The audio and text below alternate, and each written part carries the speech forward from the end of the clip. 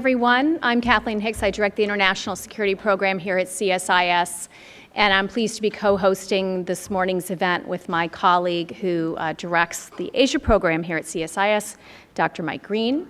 And it's our pleasure to start our event on countering coercion in maritime Asia with a talk by Admiral John Richardson. Admiral Richardson is the 31st Chief of Naval Operations. He began that position in September of 2015.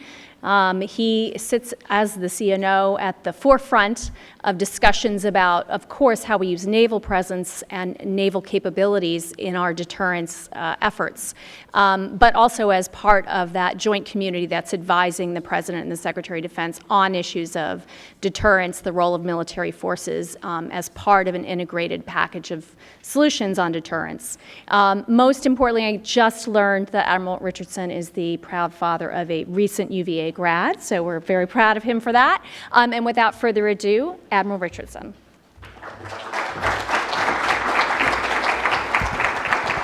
Well, thank you, Kath, and thank you and Dr. Green for having me speak here today, inviting me here. And it's a bit of a heavy lift. It's kind of a hard, a big talk to start off so early in the morning. It's kind of like waking up and getting some beef Wellington for breakfast or something. So hope everybody's had some coffee and had a chance to settle down. And we'll step through this. I'll try and get through this pretty briskly so that we can get to the kind of the dialogue part of the discussion as quickly as we can. And I just thought I'd talk about three major things. One is a little bit of a review of the strategic environment and how that may affect our approaches to deterrence, how the Navy contributes to deterrent calculations, and then some questions that we face. In fact, I think I've got as many questions in my talk today as I have any kind of information. So the strategic environment, and if we've spent any time together in any sense, you've heard me say that, from my perspective, we are very much back in a situation where we're seeing competition in a much broader scale than we've seen for perhaps 25 years. We're now back in the game. And since we were last competing, since we were last in the game, a lot has changed. The game's become much faster paced, much more complex, and as I said, increasingly competitive. And in a competition and in a lot of this complexity, I would argue that right now, as always, time is a very unforgiving dimension. And you talk to more and more people about the pace. How would you describe the pace? What about this temporal dimension? And the word that keeps coming up over and over is exponential. Things are changing at an exponential rate. And so, that implies an awful lot for us. And so the dimension of time is very pertinent to business in the gray zone as well, I thought. And so as we're here to really highlight the terrific report, gray zone approaches seem to me to operate over long periods of time, right? It's like a gravitational force or the shaping action of the ocean, waves. They don't work in an abrupt sense. They have a long-term shaping type of a force. This temporal dimension is playing out very much in the maritime domain, very much on the seas, and that has a lot of implications for maritime forces. Just a couple of quick facts to illustrate my point. Megacities expected to grow, from current number 31 to 41 by 2030. And the vast majority of those megacities are within 100 miles of the coastline. And so there's an awful lot of implications for the maritime there. Depending upon what you read, people have been going to sea for tens of thousands of years. And with that fact, the density of maritime traffic, the amount of maritime traffic has quadrupled in the last 25 years, which is an amazing thing. If you think about the shape of that curve, you start 10,000 years ago and you sort of build a linear type of increase until 25 years ago, and then you've got this 4 times increase. The sea is becoming more and more a source of our food. Aquaculture production increasing 13-fold in the last 25 years. And then tapping into undersea resources, technology, allowing us to reach deeper and deeper parts of the seafloor, climate change giving rise to the shrinking Arctic ice cap, which is uncovering not only trade routes, but also continental shelves with their attendant resources. A lot of what's driving this exponential change is information technology and information itself, the growth of information doubling every 2 years or something, the amount. And 99% of that information, particularly international types of traffic, it travels over telecommunication cables that run on the sea floor. And so there's a lot going on in the maritime business. And it's changing the character of, our business, naval competition, naval warfare. And, that changing character of the strategic environment, and in particular the maritime, is also being exploited to various degrees by, others in that environment. I would say that if you take a look at folks out there, nations out there, China and Russia, both of them able to compete on a global scale across all of those domains, from the sea floor to space and in the information or cyber domain, because they possess significant forces, significant capabilities in all of those domains, including nuclear forces. North Korea, relentless pursuit. I mean, we just read the paper in the last couple weeks for a missile that can increasing range, a drive to make them nuclear capable, and it just seems a persistent drive to destabilize things. Iran growing their naval forces, really, geography and ally to Iran. Provocative behavior in the Strait of Hormuz, Arabian Gulf and beyond. And then, terrorist groups being used as almost for battlefield experimentation by a lot of folks, different tactics, techniques, and procedures being pursued or tried out in those types of environments. And this all has implications for deterrence. And in the last 25 years, I think, as you think about deterrence, many things have changed and many things have stayed the same. I think the essence of deterrence remains the same, really remains some kind of a credible ability to inflict an unacceptable cost on another party, some type of a punishment. And if you use Dr. Kissinger's formula, it really has 3 elements. You've got to have the power to do that. You've got to have the will to use it. And if you're going to have a deterrent effect, your adversary, that the person that you're trying to deter, has to have a clear understanding of that so that it has that deterrent effect. My role in this equation is much smaller than Dr. Hicks outlined in my introduction, but it's really to deliver on the power part of that, to make sure that we can do what we say we're going to do, and also I would say the understanding part of that, so that we are, making that capability visible, just as visible as we want. And then the third part is to support policymakers' decisions on the will part, the will dimension of that equation.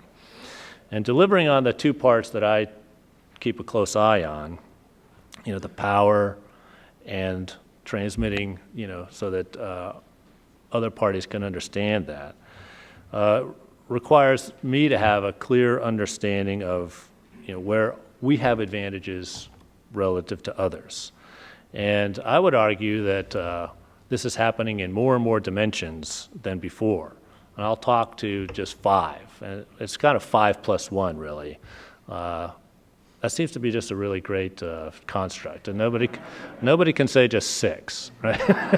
It's got to be 5 plus 1. So, these 5 that I'll talk about, they combine together in different ways, very much consistent with the report we're here to discuss today. Kind of like 5 spices, right? They can combine together to form a tailored blend of deterrence, depending upon how spicy you want your meal that day, okay?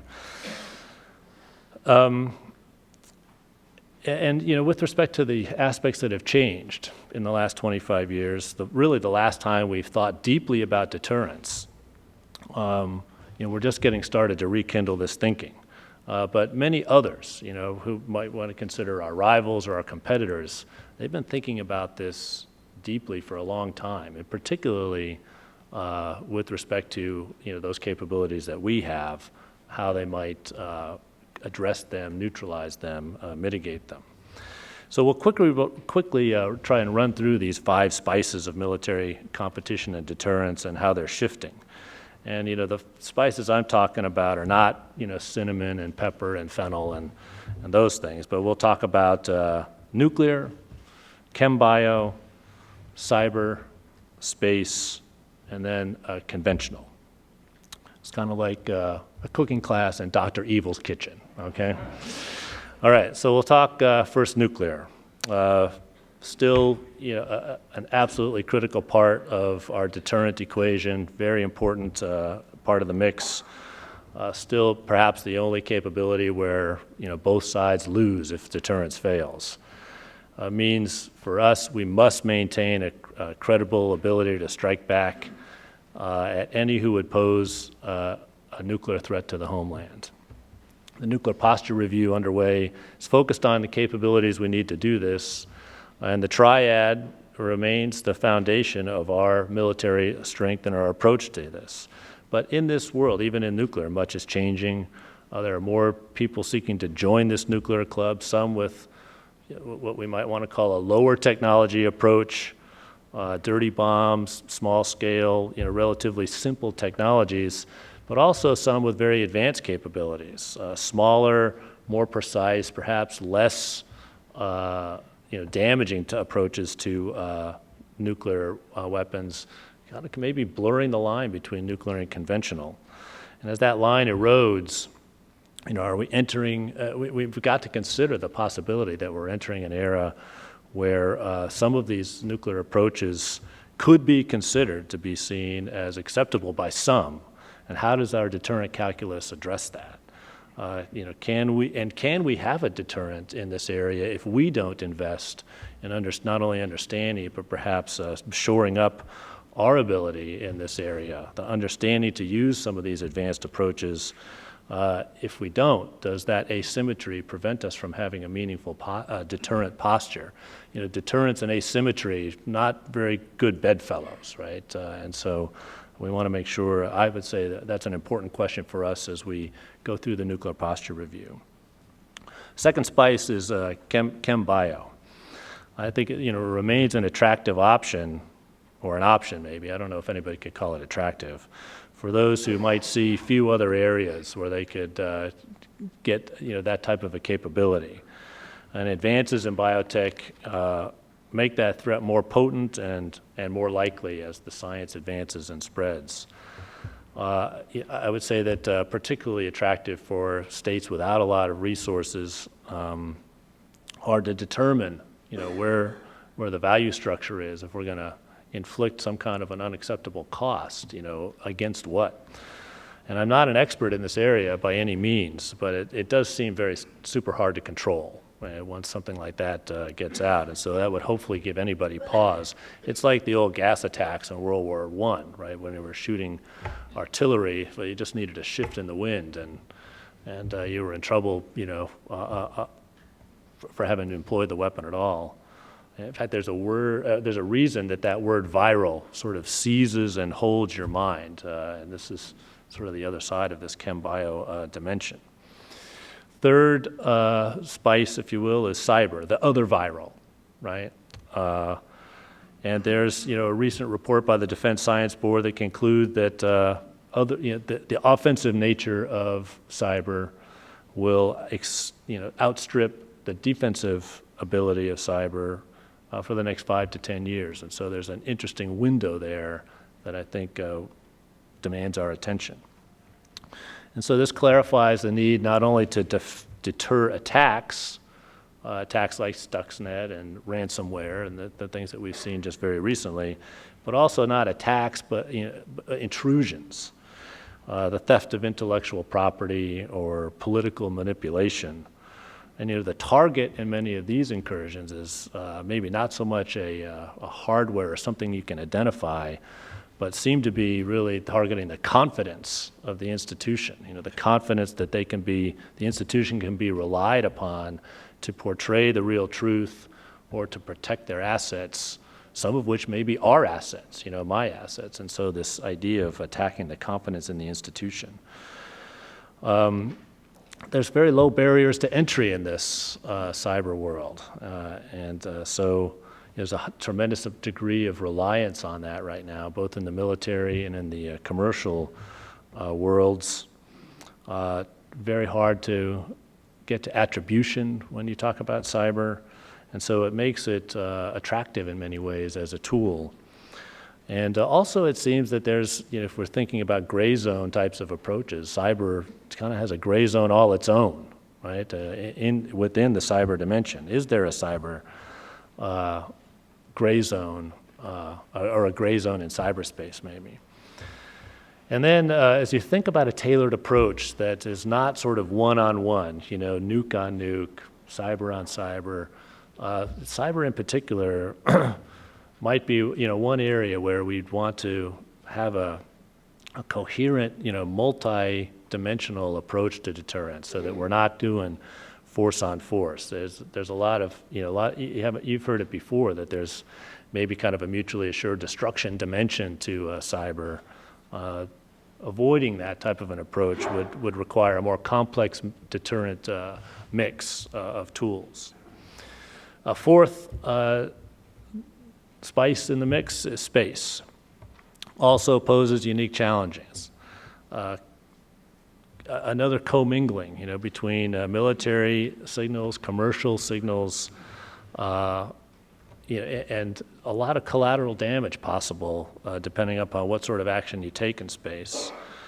Makes responding to space or deterring space, again, very complicated. And as in cyber, as in so many of these other dimensions that all constitute sort of gray zone types of activities, what constitutes an attack? What is that line that beyond which we say, okay, that was an attack? As a critical element, and more complex in space than some of the other areas. Again, kind of a gray zone approach emerges. Anytime you have these ambiguities arise, you're sort of moving into that gray zone. Competition absolutely heating up here, becoming more complicated as satellites just proliferate. Micro satellites, mini satellites, CubeSats being launched. A lot of commercial launches day by day, becoming much more frequent. Again, maybe not lending deterrence in space, not space on space. It may not be the answer. Doesn't lend itself to sort of inflicting a cost in kind, because the consequence is very hard to predict, hard to contain.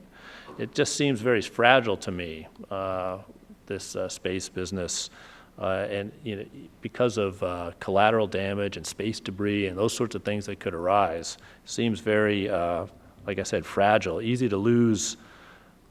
What we currently have for everybody, and so you have to think about who benefits the most if all of space is taken down or significantly degraded.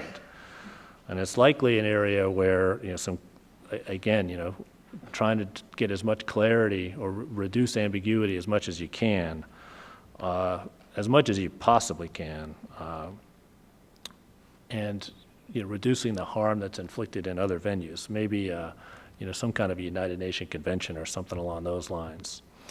The fifth spice then is conventional deterrence. The trends here again are really alarming, staggering. I would argue that because of advances in space and other areas, the era of competition for precision is moving to an era of competition for decision superiority. And so if you think of just the OODA loop, observe, orient, decide, act, we have really concentrated on that first O, the orient, the observe, right? And so if we had better information, right, we could get more precision, and that would lead to better orientation, decisions, and actions. But as these satellites and other sensors proliferate and become ubiquitous, the playing field on that, observe part of that cycle is really leveling out. In fact, data is becoming, it's just coming in avalanches. And so it shifts the competition now to who can sift through that data, orient themselves better, and then make a decision. If everyone can observe, and the data is just in monstrous amounts, the quickest to figure out what matters and to make a decision is going to be the winner. This is going to involve all sorts of information types of approaches, data analytics, big data, however you want to think about it. I think it lends itself to hard thinking in what deception means now. And so if you think about, I'll just use a sports analogy, right? So you're preparing your team for a game against the crosstown rival on Saturday. What does it mean when you invite that crosstown rival to come and watch all your practices, right? I mean, how do you prepare for that game? It's got to be a fundamental shift. But I think that's where we're headed. Technologies like autonomy and artificial intelligence are going to challenge us there. Now, not just our laws and policies, but really, I think, significantly our culture. And we have to move this conversation forward as quickly as we can, but also be clear-eyed about what we might be willing to do relative to some of our competitors there. It seems that we need just some serious game theorists to help us out, test out these theories, do a series of games in this area. I'm hiring in that area if you're a game theorist in the audience and you're interested in joining the team. And conventional deterrence remains highly relevant to the maritime context. Navies around the world I would say it's a growth industry. It's sort of a maritime decade or two approaching us. And so as nations hope to expand their maritime influence and seek to respond to growth, I think that this conventional deterrence idea is going to be growing as well. So this brings us to this gray zone. Increasing reliance on these approaches, I think, will be very logical, these gray zone approaches, for those who want to not take us on where we are in our areas where we're strongest, and perhaps believe that we're not very well postured to respond in these other areas. And our transparency and our democracy and all of those things, they may appear in the short term to make us more vulnerable, but I would argue that in the long term they are our greatest strength. And it requires a way of thinking in collaboration that might require us to adapt going forward. And I concur so much with the conclusions of the study that to work, deterrence must be very tailored to the situation at hand. A unique blend of some or all of those 5 spices for the situation at hand. So the gray zone is the +1, 5 + 1. And then, if we go back to this idea of, the dimension of time, and so much of our environment moving very quickly, exponentially, if you buy that, these gray zone approaches manifest themselves over longer time, sort of these this gradual force that acts and shapes. And so, how do you deter the frog from even entering the pot, right? Or how do you deter the cook from turning the heat up in the pot so that the frog doesn't boil? What exactly are we trying to prevent in gray zone deterrence?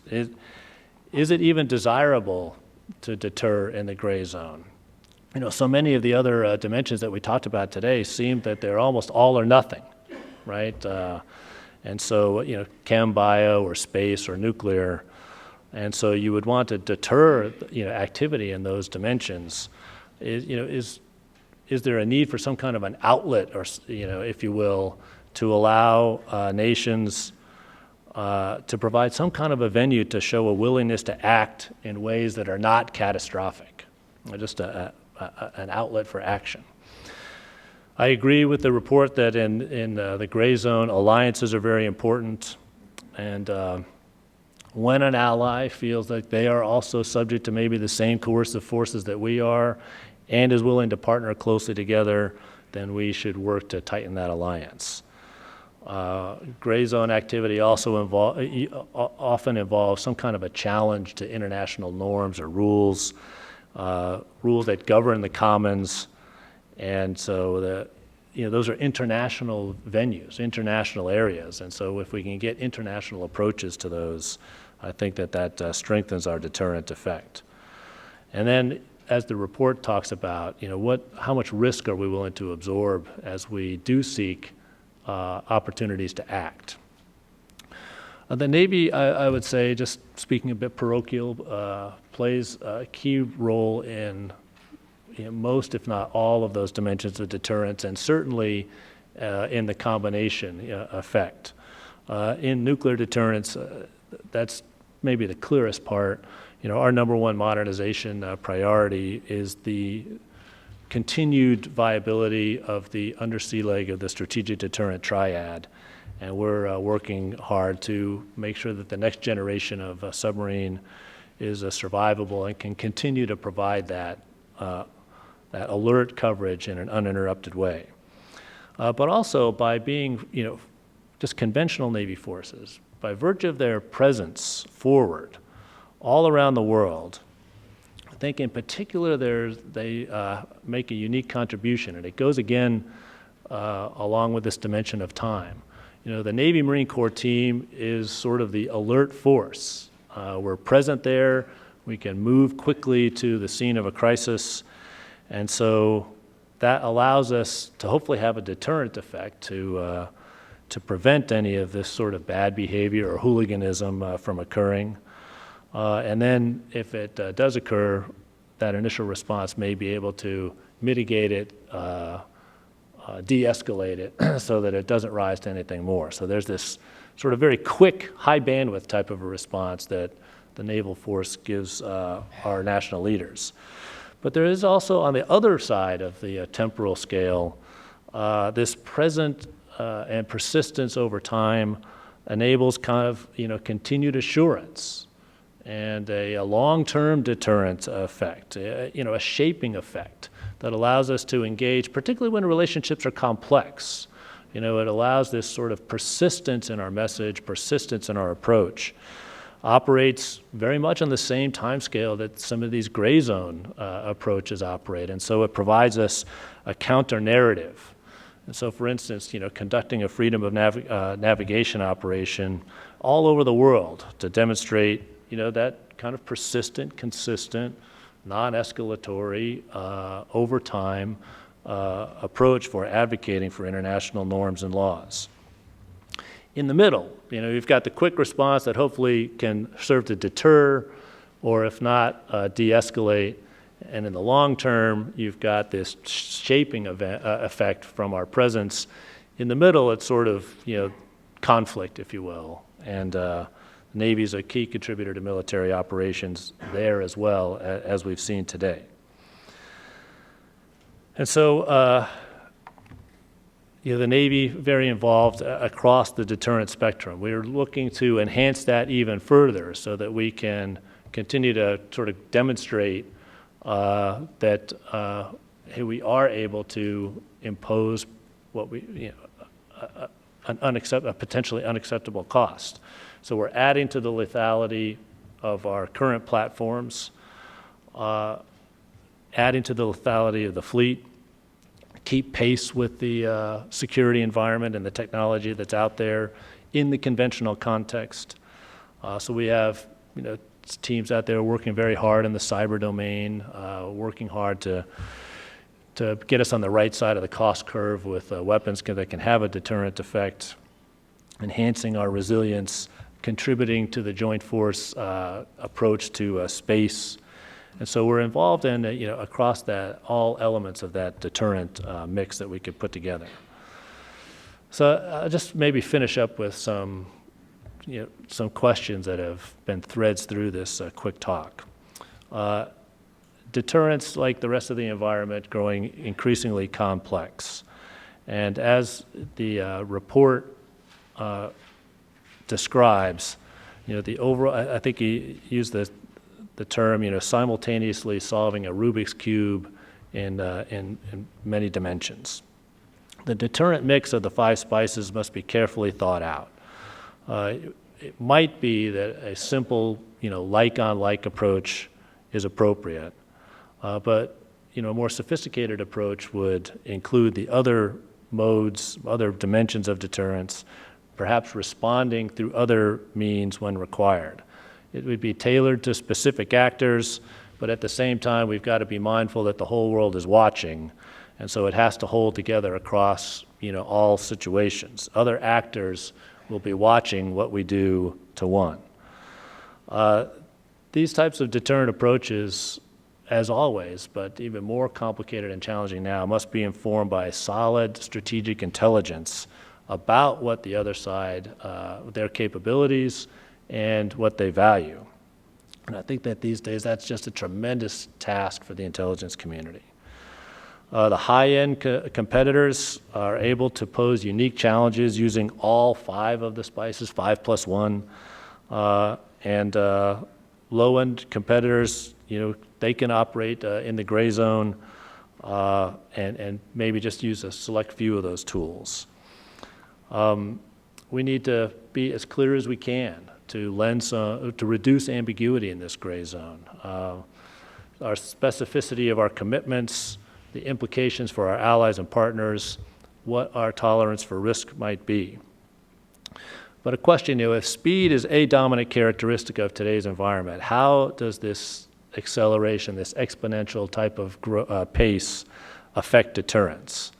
In many ways, I don't know if speed and deterrence are good bedfellows. And this is different in different avenues. Cyber, just by its nature, moves at the speed of light. But if you go back to sort of the beginning of deterrence theory in nuclear, I would say that the one thing about the undersea leg was it gave you that second strike capability, right? That guaranteed second strike, and that slowed things down a little bit. You really had to think things through.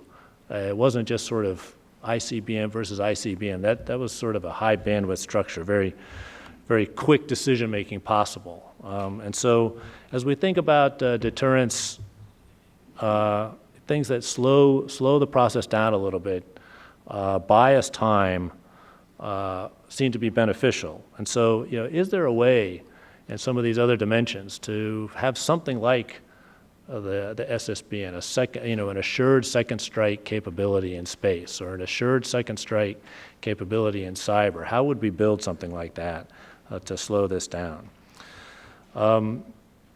In some of if we can't do that in areas like space, where there's kind of where you could lose all capability, or the vast majority of your capability, who has more to lose? If space goes away, who loses the most? And how does that affect our deterrent calculus? And then as technology makes some of these deterrent effects more feasible, we talked a little bit about nuclear, electromagnetic pulse types of weapons. What effect does that have on our approach to deterrent strategy? How do we craft that mix, that optimum mix? What are the asymmetry? What are the limits or the possibilities for deterrence against weak or non-state actors? So, again, just kind of summing up, this deterrence has not gotten any easier over the last 25 years.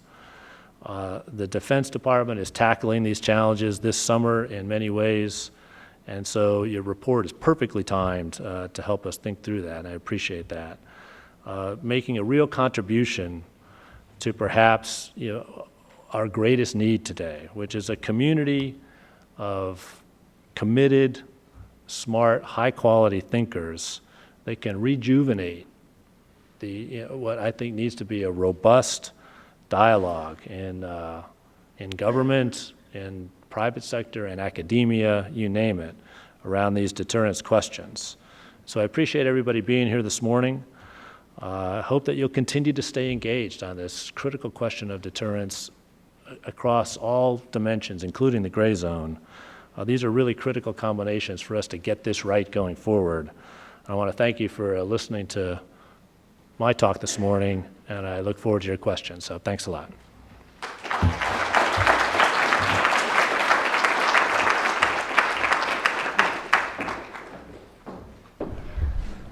Thank you, Admiral Richardson. That was a very thoughtful and helpful talk to start our day.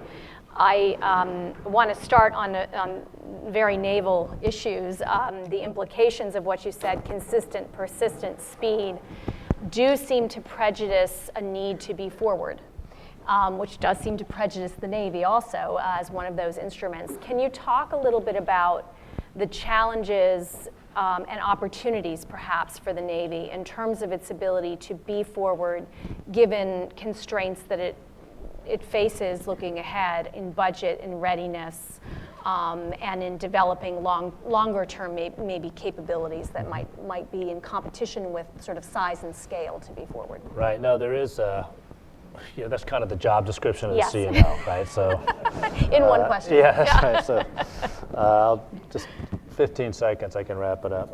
No, there is sort of this constant balance that we're trying to strike, and you just have to sort of take a walk around the world right now to see, okay, very present, doing legitimate work in the Eastern Mediterranean, and that's getting more and more challenging. The Baltic and those areas. So you're there. Continue to swing to the east, and you're in the Middle East and the Red Sea and the Arabian Gulf and that area, present there and hopefully having a positive effect.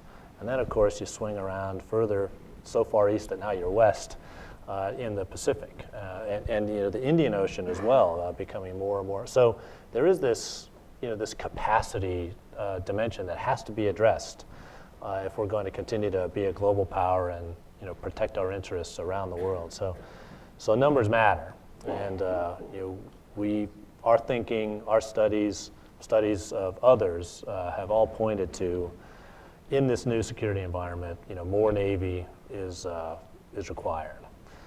So that's one driver in terms of where we need to invest. But there is also this question of capability that you raised, and so how do we make each one of those platforms more capable and more affordable? And I would say that technology is giving us opportunities to make real strides there, and one of those technologies being unmanned.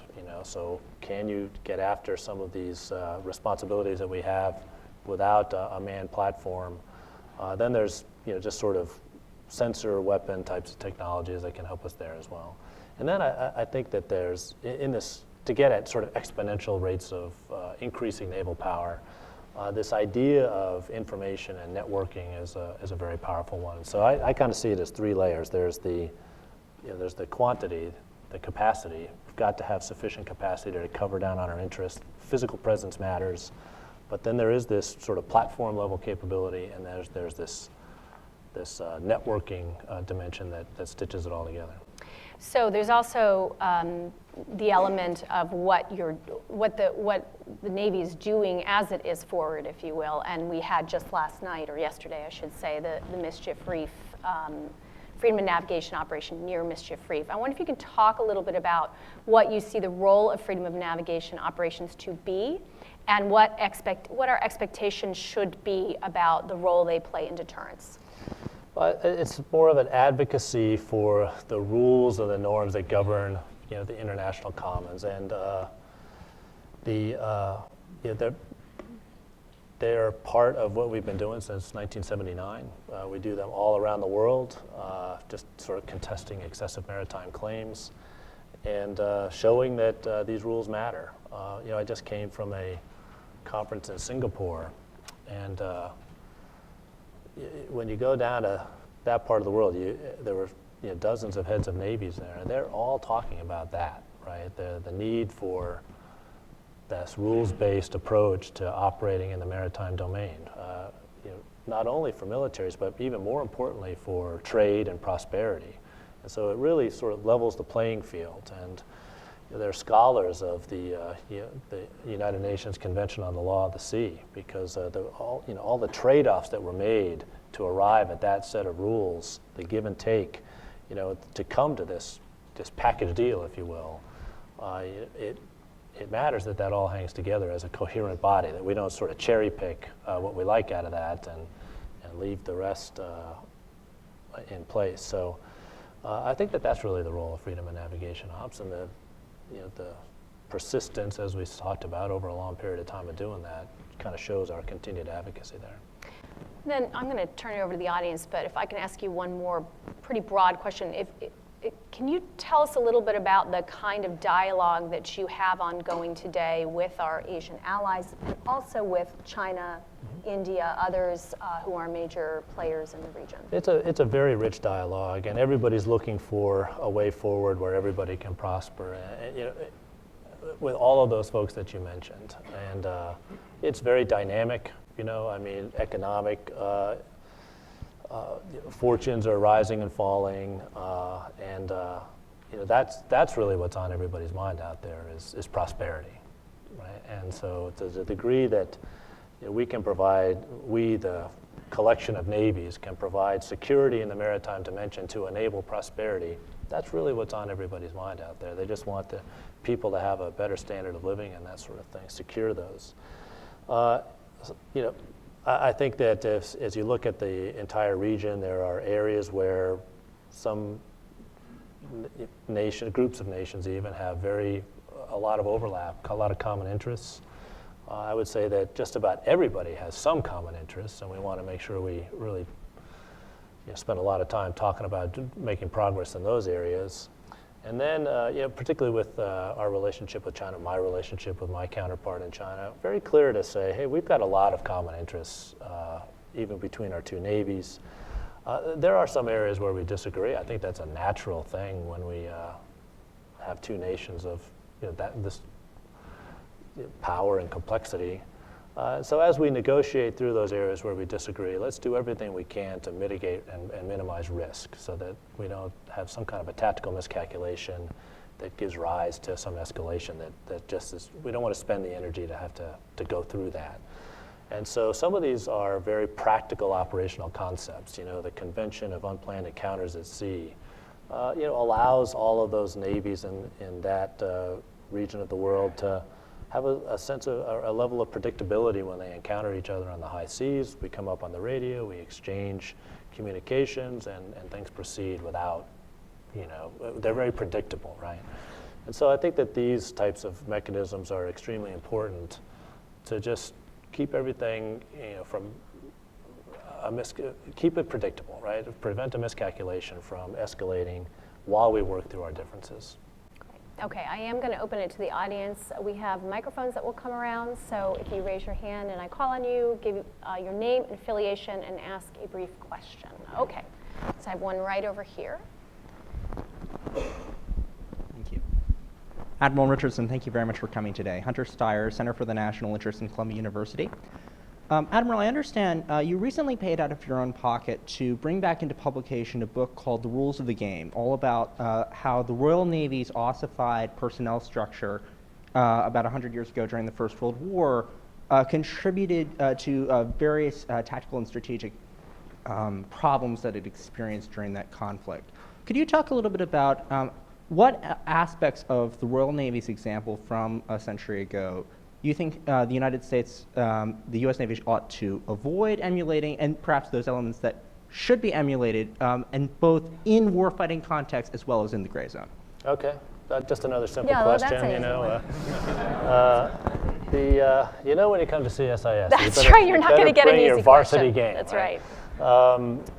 Well, first, the reason I'll just tell you the quick story that led to bringing Rules of the Game back. First of all, it's a terrific book. So if you haven't had a chance to read Rules of the Game, for a lot of reasons, that is a great book about the Royal Navy, kind of between Trafalgar and especially Jutland. And there are a lot of interpretations about what the major messages of that book are, and people agree and disagree with that. So I'm not going to take a particular side. The reason I had the book and I went to get it, I had lent it to someone who had moved, which we do a lot in our business. And I went online. I said, okay, it's the price of doing business when you're lending books around. I got online and I found out that dang thing was out of print, and it was like $85 a copy or something. So I said, well, this book should never be out of print. So we got together and put it back in print. And so now you can get it for a much more reasonable cost, even in your Kindle. But but it's a book, I think, about command and control. That's how I sort of see it. And it's very pertinent to today's challenges. I talked about the network and the power of the network. And I would say that one of the strengths of the way that the United States exercises military power, and particularly the Navy exercises military power, is that it operates on sort of mission-type orders, where you've got a firm grasp of commander's guidance, and you can take your team and go beyond the horizon. We're not going to be looking over your shoulder because we have a lot of confidence that you know your job, you're expert in what you do. We share the same values. You've got a solid understanding of commander's intent, and I'm going to let you go exercise your initiative. I'm going to allow you to address fleeting opportunities that I simply won't have the chance to respond to, and I'm going to count on you to go do your mission and come back stronger than when you left. Okay, many people see that as kind of being in tension with this networked type of approach, where everybody's on a VTC all the time, and actually your boss is looking over your shoulder all the time, right? And it certainly can be if you let it, but the challenge is to make sure that you get the combined benefits of both of those things without eating away at this idea of initiative. And so the team that has better situational awareness across a broader spectrum is going to win. I believe that pretty strongly. How you dovetail that so that you don't lose initiative, you don't lose the idea that your leaders can think for themselves, respond, and be creative. That's why I think that book is so great. It's just it addresses all those questions. Thank you. Yeah. Great. More questions? I have one right here.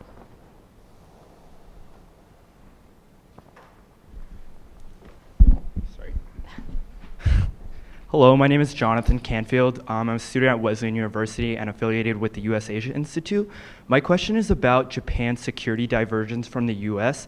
and how it's deepening and extending its bilateral security relations in the region to create this multilateral framework through capacity building programs.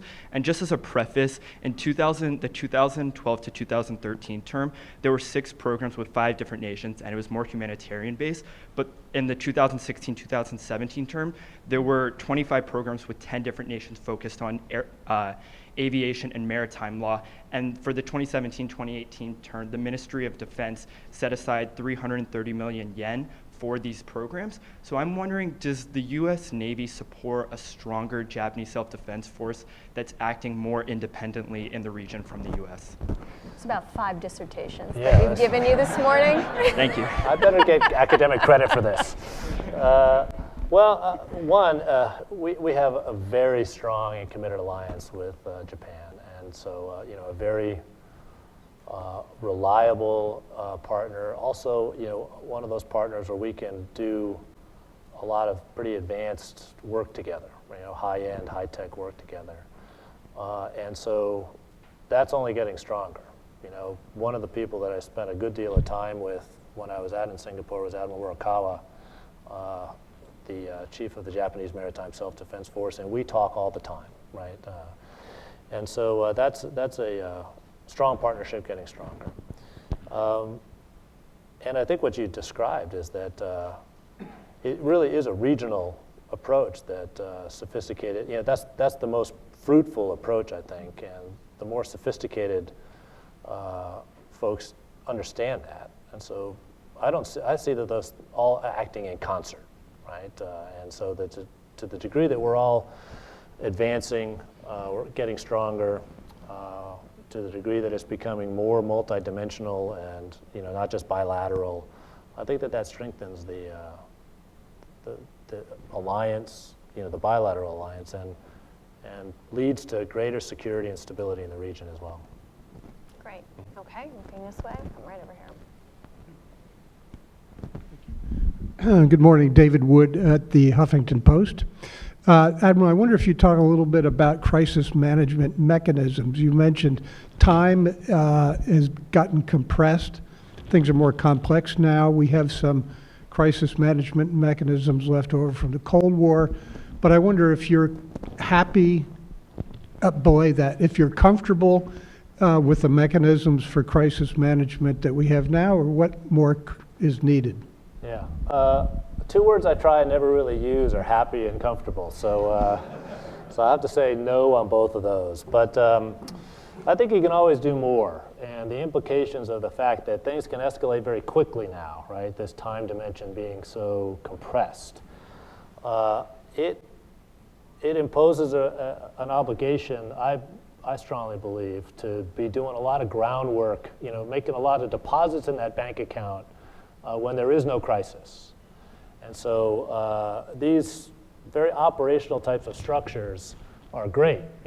I mentioned queues. We have INCSE, as well. There are other of these structures, and to the degree that everybody abides by them, they become more and more the way things are, right?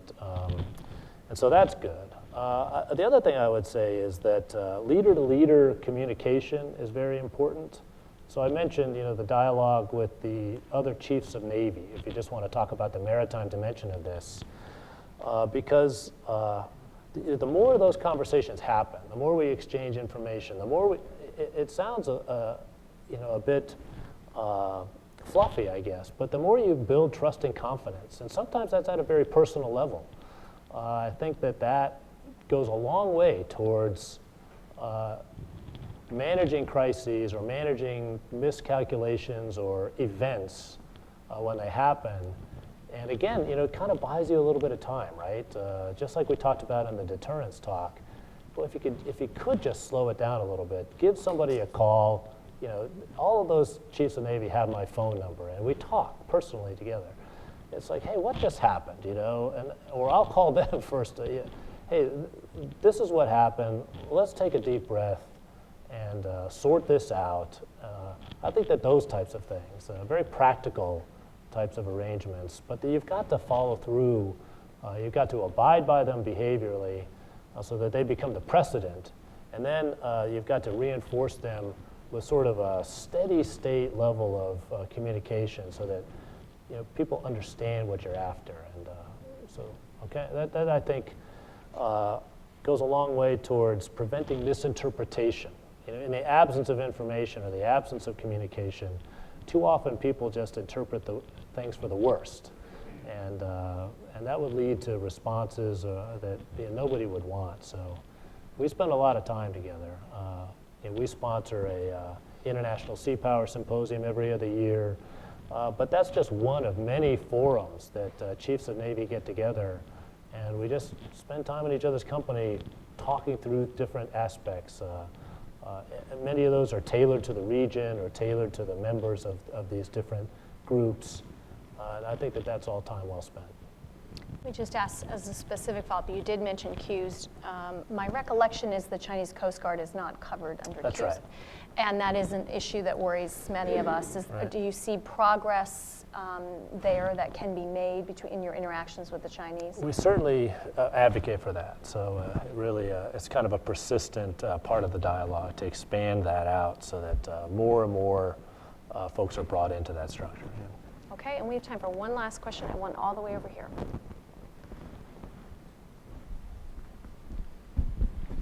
Thank you, Emerald. My name is Dong Huiyu with China Review News Agency of Hong Kong. And my question is regarding the freedom of navigation in the South China Sea that was conducted yesterday, right? And I know you have said that this operation is to show the international rule, but I'm still curious about the timing. Why now? Because it was reported by the US media that the White House has delayed the request made by the Pentagon several times.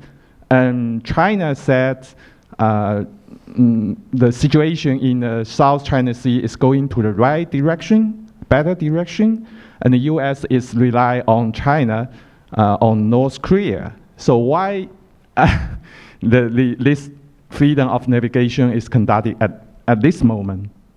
Thank you. Well, I would suppose that there's an implicit dimension to your question, that these are somehow confrontational or something like that, and I would say that they're exactly the opposite. And so, as we said, if we do them in the South China Sea, we do them all over the world. We have been doing them since 1979, and so I think some contextual background is really important to put these things, these operations, these transits into perspective.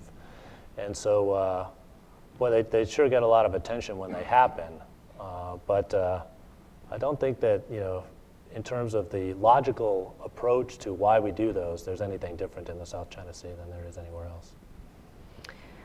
Admiral Richardson, you have been very generous with your time this morning. We thank you for coming to CSIS. We will find a way to get you academic credit. Yeah, thank you. I want to let the audience know before you begin clapping, we are going to do a quick stage turn, and Dr. Zach Cooper, who's a senior fellow here at CSIS, will come up on stage to present the major findings of the report. But now, please join me in giving a round of applause to the CNI. Thanks so much. And what the project team, the 5 of us who are the key co-authors of the report, wanted to do is just spend about 10 or 15 minutes walking through the findings of our report, and then we'll have a panel discussion afterwards and Q&A on this topic. So as many of you know, the topic of the report is called Countering Coercion in Maritime Asia, the Theory and Practice of Gray Zone Deterrence. We gave you a very short summary. This is the full report, a nice thick 300 pages. So welcome your chance to read it and a full discussion with you all on the report. And this report really came out of a desire to look at the gray zone activity that's been happening in East Asia, especially in the East China Sea and the South China Sea, and to understand it more deeply. So this report has 3 elements. The first is a discussion of the theory of gray zone deterrence, and the second part is a series of 9 case studies on gray zone coercion, and then finally a set of policy recommendations, some of which Admiral Richardson spoke about in some detail. So I want to walk through each of these elements in turn. So first, the deterrence theory and gray zone section. And here we began by looking at the causes of gray zone deterrence, gray zone coercion. And there's been some great work on this, both by people in academia and think tanks and in government. Many of you are actually in the room right now, so it's great to see all of you. But we start with the observation that gray zone coercion is triggered by a challenger that is dissatisfied with the status quo, or at least some elements of that status quo. And here, when we talk about China in particular, it's a recognition of the fact that as China's power has grown, its ability to influence elements of the international order has not grown commensurate with its power in the view of Beijing. And so Beijing wants to change some elements of that status quo. And what's important here is to notice that it's not just the rise of China that's important, but also the fact that there's a dominant power that is highly capable. So it's not actually that the United States is weak and this leads to gray zone situations. It's actually US strength that leads to gray zone coercion, because it's the desire by an adversary, by a competitor, to find a way to compete below the threshold that would lead to a typical conventional conflict. And what this leads to is what academics call the stability and stability paradox. That is, stability at one level of warfare, in this case the conventional or nuclear levels, results in instability at lower levels, what we call the gray zone or the paramilitary level.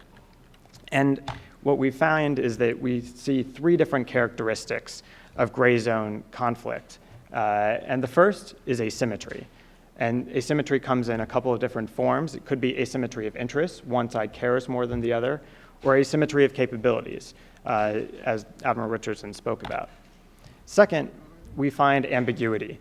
And here it could be ambiguity of information, ambiguity of attribution about exactly what's occurring, or ambiguity about rules and norms. This is certainly the case with different interpretations of the UN Convention on the Law of the Sea. And the final element is incrementalism. So this is the boiling frog concern. The worry with incrementalism is it is often a way to avoid a threshold, to avoid clearly crossing a threshold. So gray zone competitors often use these three characteristics, asymmetry, ambiguity, and incrementalism, to attempt to change the status quo. And after having this discussion of gray zone theory, gray zone deterrence, we then looked at 9 cases of gray zone coercion. And here I want to single out our colleague Jake Douglas, who's sitting in the front row, who did just some absolutely fantastic work over the last 2 years on the 9 case studies I'm about to show you. Spent a good portion of his last few years reading about these in Chinese, English, all kinds of other languages, doing an incredible number of interviews. And the 9 cases we look at are up on the screen. And they begin in 2009. They end actually in about 2014, 2015. And one thing that's important to recognize is, although we often talk about gray zone coercion and gray zone deterrence as if it's something that is impossible to stop, what we actually found when we looked more deeply at these cases is that there are a great number of cases in which the United States or its allies and partners have been highly effective. So I'll walk through these 9 cases very briefly and just tag whether they were seen, in our view, as a coercive failure, a coercive success, or something mixed. And to start off with, for example, the US Impeccable incident. So the USNS Impeccable was challenged in 2009 while it was sailing in China's exclusive economic zone, in accordance, in the US view, with international law. And in fact, the Chinese challenged the Impeccable, but the US continued to do those operations. So although China tried to change US actions, we've coded this as a coercive failure. There are other situations which we code as a mixed outcome, such as the 2010 Sankaku Islands trawler collision. In this case, both sides got a little bit of what they wanted. In the end, we saw the Chinese back down from the challenge to the Sankakus, but at the same time, the level of contestation around the Sankaku Islands was increased. So we code that as a mixed outcome. And finally, an incident where we see a coercive success, which has been talked about a great deal, is the 2012 Scarborough Shoal incident, in which China wrestled control over Scarborough Shoal away from the Philippines. So we went through and coded the rest of these cases. I won't go through them in detail, but we can discuss them in the question and answer period. And what we find is a number of mixed outcomes and coercive failures. And in fact, of the 9 cases that we look at, only 2 in our minds are clear coercive wins. I think this is important because it tells us that you can be effective in gray zone deterrence, and also that there's variation in these cases. So we know that there's something here that's interesting to study. And so then we asked, well, we know that the outcomes are different from some of these cases. What is most effective as a strategic approach to deterrence? And we looked at 5 questions that policymakers face. The first is whether to practice deterrence through denial or deterrence through punishment. The second is whether to signal in public or in private. The third is whether to make ambiguous or specific commitments. The fourth is to use distant alliances to move away from one's ally when you're worried about them, or to tighten that alliance. And lastly, this question about risk that Admiral Richardson brought up, whether to be risk averse or somewhat risk acceptant. And the argument that we would make is that over the last decade or so, US policymakers have tended to prefer those choices on the left, whereas many of the policies that would be optimal in many of these cases are actually those on the right. So deterrence through denial, public signaling, specific commitments, tight alliances, and some calculated acceptance of risk. And so what's important, however, is that we think about how to tailor these recommendations to specific kinds of incidents. And here I want to walk through 4. And the first type is contestation of physical control. The second is contestation of rules and norms. The third is exploitation of physical control. And the fourth is exploitation of rules and norms. And what we found when we looked at these 4 categories is that China actually pursues different strategies in these 4 categories. So I want to walk through them one at a time. In the top right category, contestation of rules and norms, what China is typically doing is a limited probe. This is an effort to change the status quo, but to test. And if the Chinese found in these cases that the US was willing to uphold its commitment, they back down quite quickly. So in an unsafe air or sea intercept, typically China might test to see if the US would back down if they challenged one of these ships or aircraft. And if the US continued to do its operations, China would back off. And so the optimal US response here, we argue, is to clarify the US commitment, in this case to the freedom of navigation and overflight, and to accept some risk, because doing so is effective. The second type of category, exploitation of rules and norms, is somewhat different. Here, the Chinese strategy has typically been an ultimatum. So one example is the announcement of an East China Sea Air Defense Identification Zone in late 2013.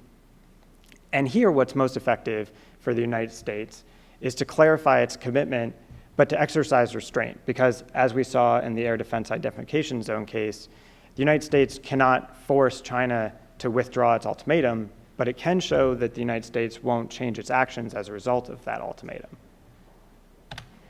The third category that we looked at was exploitation of physical control. And here, the Chinese strategy tends to be a fait accompli. And one example of this is the militarization of the Spratly Islands. China already has control of 7 features in the Spratlys, and its militarization of those features is very difficult to stop. And so here what we suggest is that the US should tighten alliances and exercise some restraint, realizing that after China is able to physically control an area, it's very difficult to change their behavior. Which puts a premium on this 4th category, on contestation of physical control. And this is where China traditionally has attempted to use what we call a controlled pressure strategy. That is, to ratchet up the pressure slowly over time. An example is the harassment of vessels around 2nd Thomas Shoal several years ago. And this is the category that is most fraught with concern for many of us. It's the one with the most escalation risk. Alliances are often involved, alliance commitments are involved. And here what we argue is that the United States should tighten its alliance commitments and accept some calculated risk.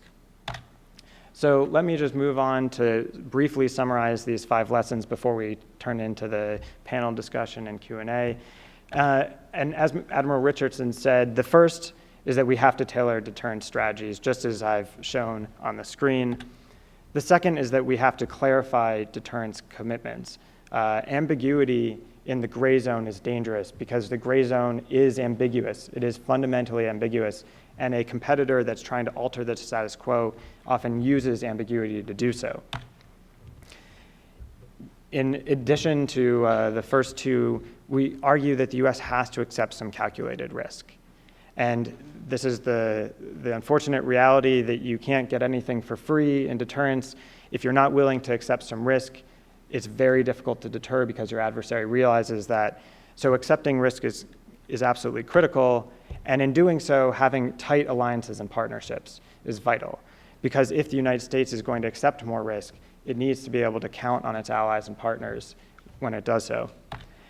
And finally, and I think this is important, and we'll talk about it more, I know, during the panel, the point of these recommendations is not to increase the temperature in maritime Asia. In fact, it's to decrease the temperature by clearly communicating what the United States cares about, where it cares, and how to work closely with allies and partners.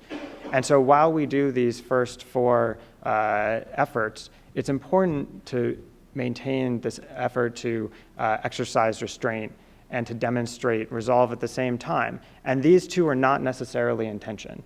So we can work closely with China and communicate closely our interests, and that does not mean that we have to necessarily increase the temperature in the region. So with that, I want to ask our co-authors to come up on stage, and we'll shift over to a panel discussion.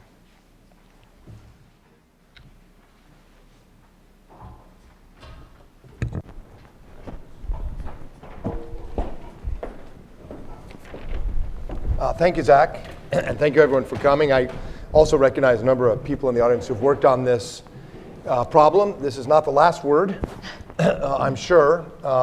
We do feel, though, that we have done the most comprehensive and we think authoritative empirical examination of what happened in these 9 case studies.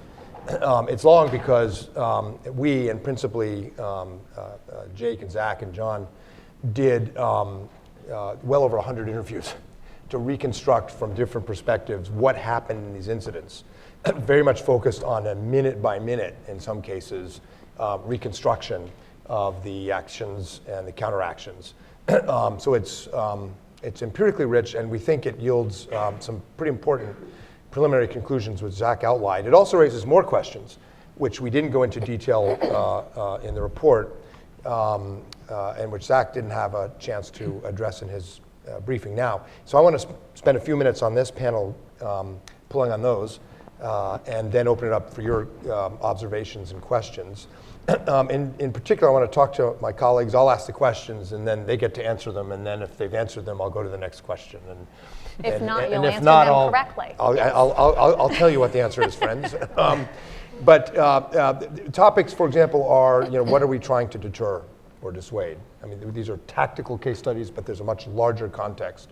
You can win or have a draw tactically, but the aggregate effect can be quite negative for stability in Asia, for example. So we want to talk a bit more about that up here.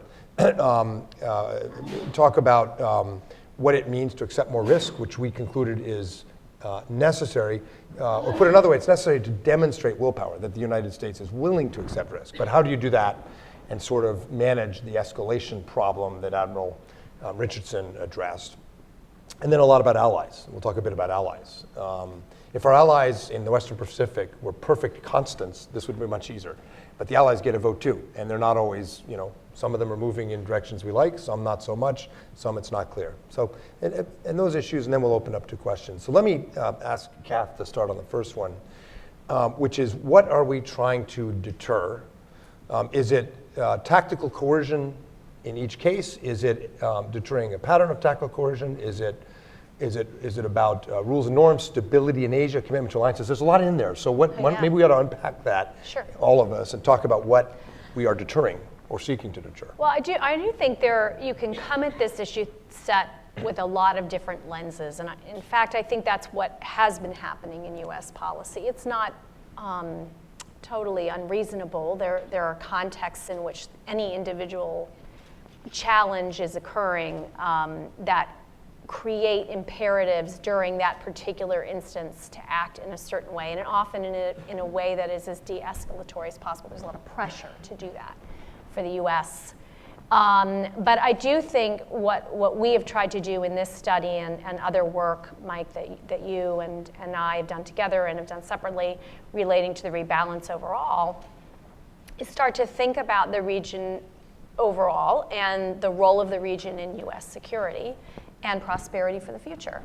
I think everybody on this panel, and probably most everybody, if not everyone in the room, believes Asia is a very important region from a US perspective for peace, for prosperity, for economy in general. And so that then puts an imperative on how do you ensure that it's as stable and inclined toward the production of commerce and freedom as possible, understanding there will always be cross currents against that in particular cases that you have to manage on a case-by-case basis. So jumping to this study, I think what a big takeaway was for me in terms of why do we care, what our interest, is that if we allow ourselves to think about each instance as an individual instance, we tend to overlook the pattern, to use your phrase, the pattern of activity and the implication of that pattern on the erosion of those broader goals. So I do think what we care about most is maybe not quite, stability is an element, but it's not stability for the sake of stability and no change. It's stability for the sake of ensuring the freedom of like-minded nations, the prosperity of all nations in the region to move forward as well as they can, understanding that there are going to be differences of viewpoint, in particular on the security realm, where there are divergent opinions, particularly with regard, in this case, to maritime territory. Thanks, John. It's hard to add anything to what Kath says on deterrence because she's lived this for a long time. She's deterred I have you. children. I deter on a routine basis. Yeah. I'm learning. She's deterred you from adding that.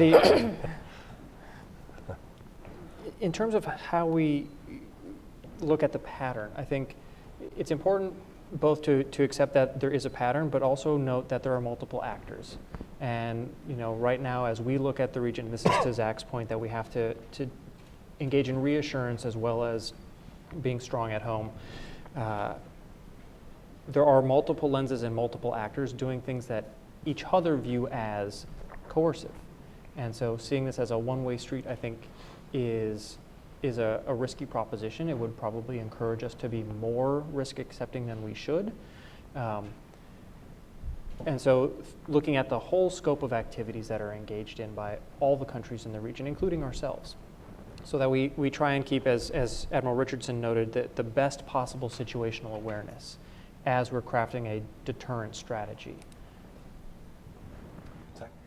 I would just add one thing, which is that we have to be realistic that if the U.S. holds to a view that nothing in the world can change, that is a recipe for conflict, just as it is that when China argues sometimes that everything might need to change.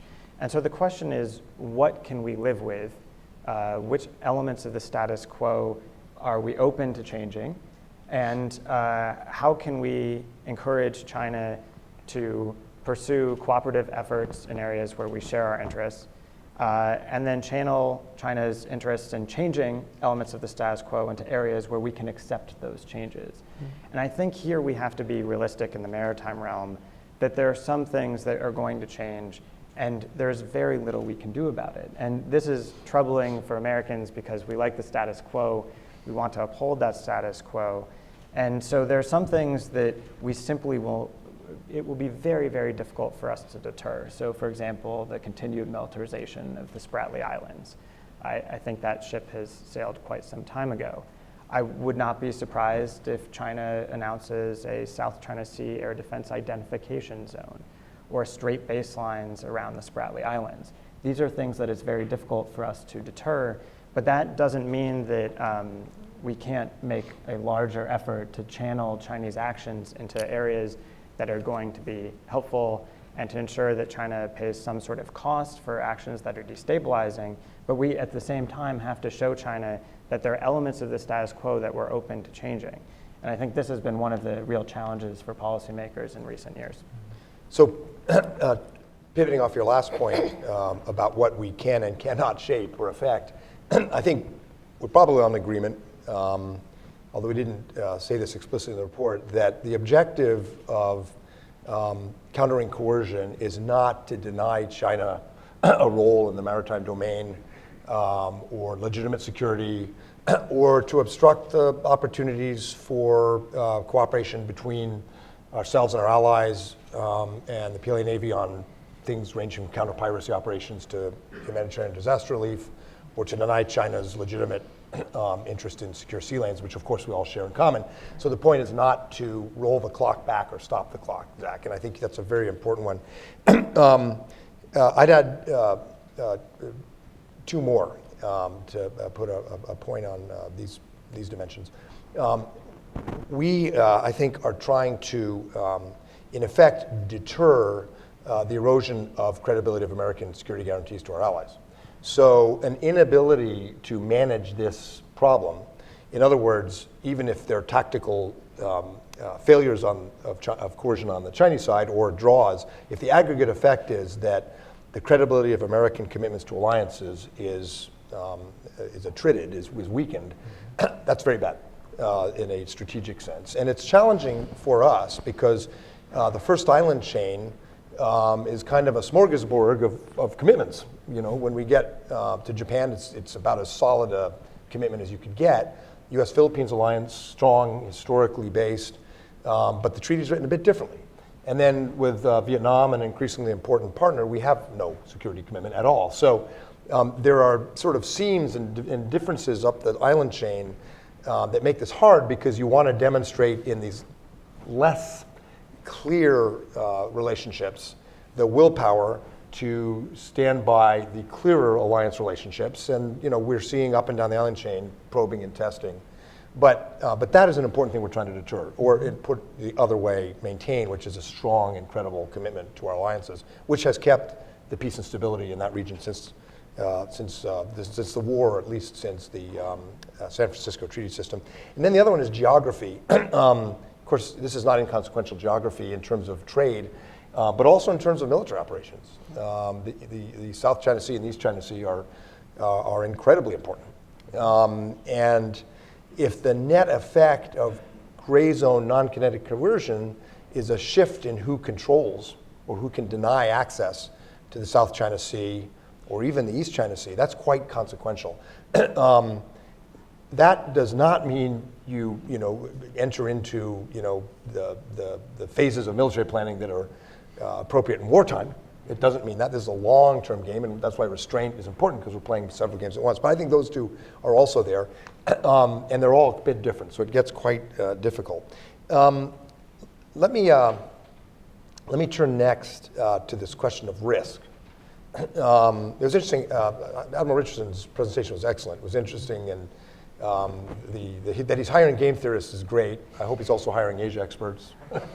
We got a lot of graduates to get jobs for. The point he made about risk was interesting, because he did say that part of what we're trying to do is have a less risky maritime environment, and so it would seem on the surface there's a bit of a contradiction in what we're recommending, because we're saying the U.S. has to demonstrate a willingness to accept more risk.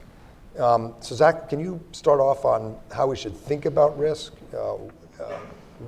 and then how do we think about risk in parallel with avoiding escalation?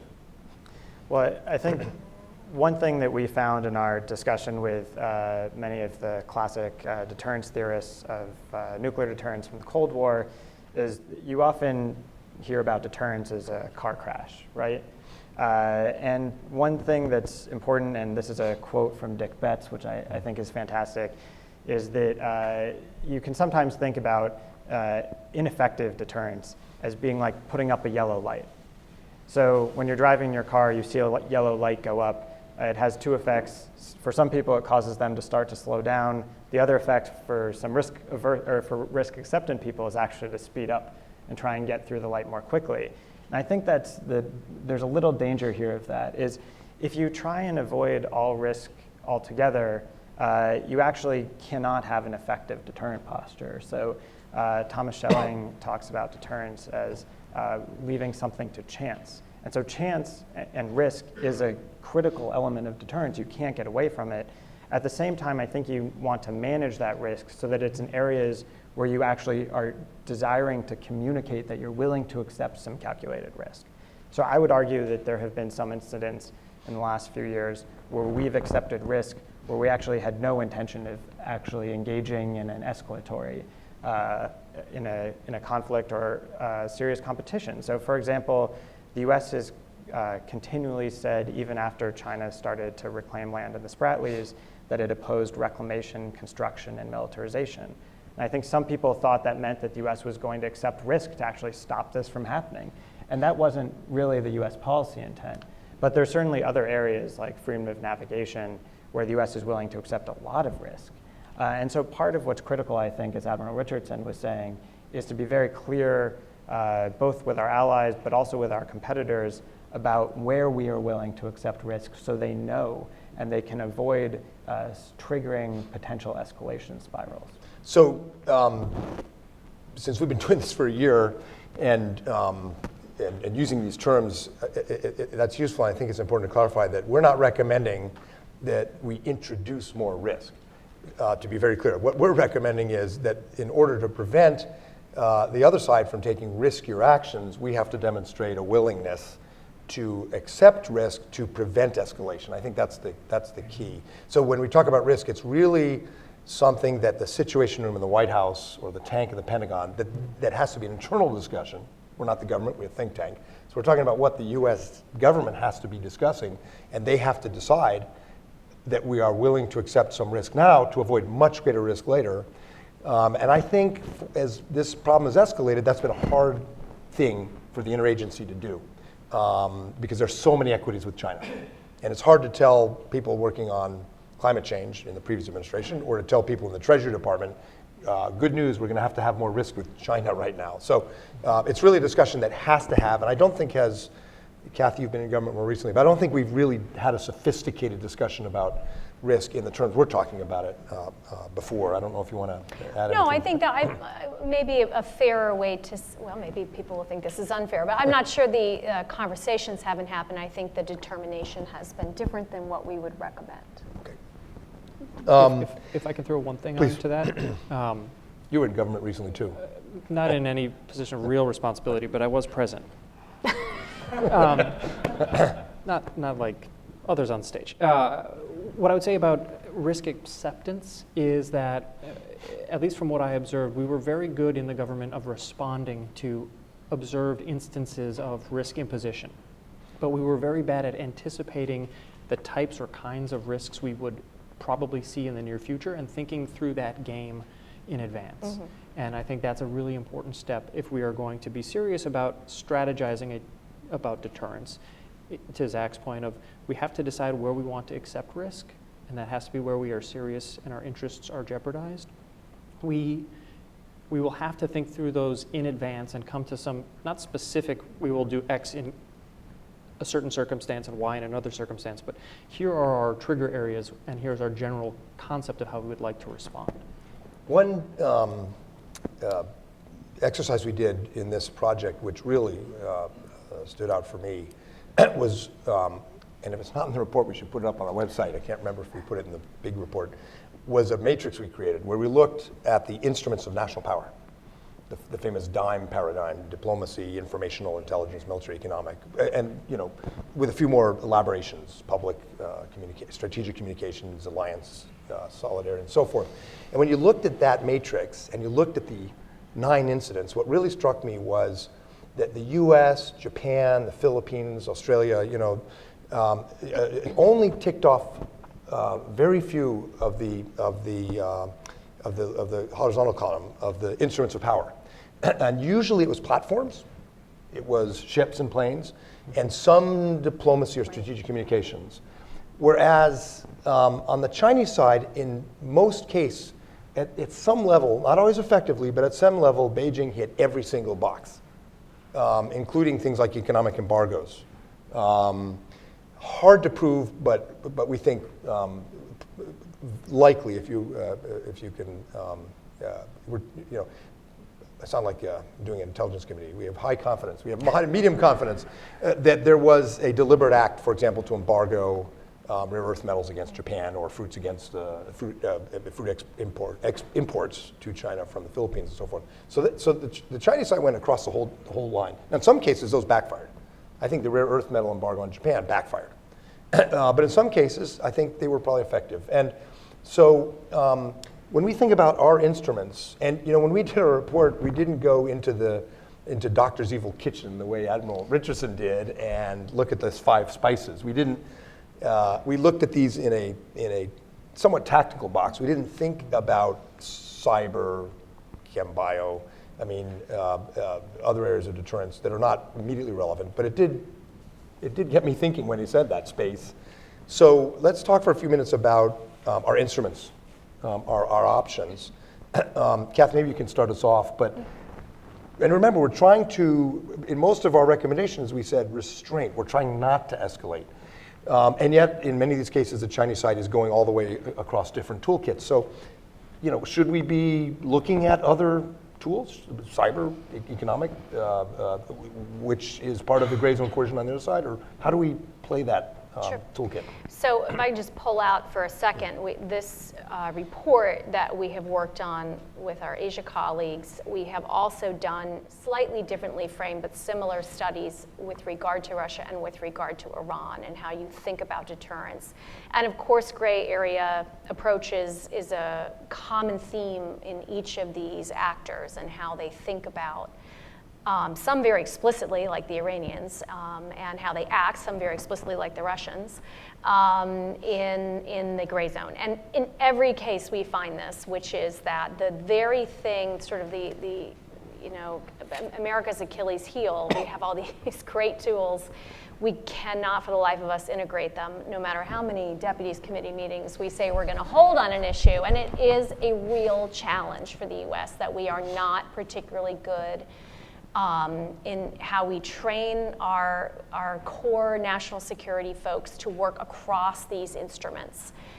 We can get into why in a whole different meeting, but jumping into the issue now of the issue of how we counter coercion that we see China undertaking in maritime Asia, I think what you see is the need very much for, through that matrix that Mike is referencing, the need for very strong strategic communication, which is obviously not just what we say, but what we do. And sometimes it's because we actually don't know what we're going to do, or we're not going to do anything, and then we don't really message it publicly in a way that's useful for deterrence. But we also don't really do things that signal. So that's a big piece of it, is how we do signaling. Now, there are cases where we have, and I think those signals work. For instance, with the North Koreans, I think we have a better approach on understanding what signaling works. We're less good, in my opinion, in this area, and it may be simply because of this risk tolerance, if you will, issue that we're very concerned about, have been very concerned about possible escalation. I do think the economic lever is one that we are loath to pull, particularly with China, for the very reasons that you laid out. And I think the alliances piece is the other, the diplomatic, multilateral elements of this we are not particularly good at. We absolutely have wonderful diplomats who go out to embassy and they are having those conversations, but we're doing it in a series of bilateral conversations. And so the more that we do, whether it's ASEAN or other approaches, going to trilateral, for instance, approaches with the Japanese and others, I think those networking, the tightening of alliances, if you will, that Zach referenced, the better we can do that, the better we can coordinate all of our signals when these instances occur, and I think that helps. Zach? Yeah, I think Kath summarized very nicely much of the argument in the report. The only thing I would add is that one thing that I found very interesting in this study is there's a real difference of opinion among the expert community on the kinds of deterrent responses the US should take. So one argument is that asymmetric responses on the part of the US could be valuable if the US uses its asymmetric advantages. And we have many, right, in the financial realm, for instance. And I think what we found is that academics who tend to focus on deterrence theory, they're very supportive of these kinds of horizontal approaches. If your adversary escalates in one domain where you're weak, then you should respond in another domain where you're stronger. What was interesting for me is that many of the regional experts found that to be likely to be ineffective. Right? The view among regional experts tended to be that this issue linkage across horizontal domains is very difficult because it's very difficult to convince your adversary that those issues are actually linked. So yes, the US could threaten to sanction something specific against China, but unless the sanction is very closely related to the Chinese action, it likely wouldn't have its effect. So one thing that many people could agree on is that horizontal escalation options may work, but they have to be very closely linked to the activity that your adversary is pursuing. So for example, maybe it's not effective to threaten broad-based trade sanctions against China in response to something in the South China Sea, but maybe you could threaten action against the dredging company that is responsible for some of these actions. And I know there's a lot of debate on Capitol Hill about these kinds of activities, but I think that's something increasingly that we'll have to discuss. This is a really hard problem, and we're going to have to find another Jake, but we're going to be looking at this question with a very sober approach, because even in a sort of targeted sanction in a tactical sense, we basically have to have the U.S. business community, the states, the Treasury Department prepared for the kind of escalation, dominance, control thinking that the DoD or NSC are used to, and that's a big ask. So, giving a little bit of a sneak preview of how I think about it, guys. I think one angle we do have is rule of law is our ally. And so one effective way to deal with this is to mobilize the victims of economic or mercantile coercion around WTO cases and around other steps that are based on the rule of law, where we're probably on more solid footing. And we may not always win, but that may be a better way to do it. And also to think about how to help smaller states that face economic coercion from the larger economies, the US, Japan, perhaps. I think the strategic communication thing Kath highlighted, that's really key. I think it goes not just to the tactical question of how to respond or how the State Department or the White House, or whether you do a presidential statement or a White House spokesman statement, all that stuff we know. It goes beyond what you say about the incident, and it's really, really critical, and some of you have heard me on this issue, it's really critical how we frame our view of regional order and relations with China. So I am not a big fan, and never have been, of the new model of great power relations, which privileges China as sort of our counterpart in Asia to solve issues. That has a perverse effect if we're trying to send a strategic communications message that we care about this coercion. And I think, frankly, the current administration's gotten itself in a little bit of trouble. The question from my friend from Hong Kong about the FONOP. Why are you doing a FONOP? We thought you needed us for North Korea. That's a certain amount of spin in Beijing, but in my view, the administration did give some fodder for that. So it's the broad framing of alliances, relations with China. Never easy, but we need care there. And on alliances, we do that well. We do that well. We're doing it well with Australia.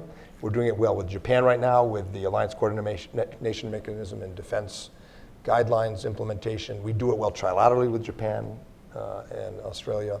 That part we do well. It doesn't offer an immediate or tactical deterrent effect, but I think if part of what we're trying to deter is an aggregate pattern. The next, right. Then, next series, I mean, if the idea is we're going to just sort of boiling the frog, peeling the cabbage, slicing the salami, create new facts on the ground, well, okay, we're going to slowly make the new facts on the ground that you're increasingly going to face tighter and more networked alliances where there used to be bilateral alliances, and we do it in sorrow rather than, well, some people out there don't do it in sorrow, but but I think we need to think long-term, short-term as well.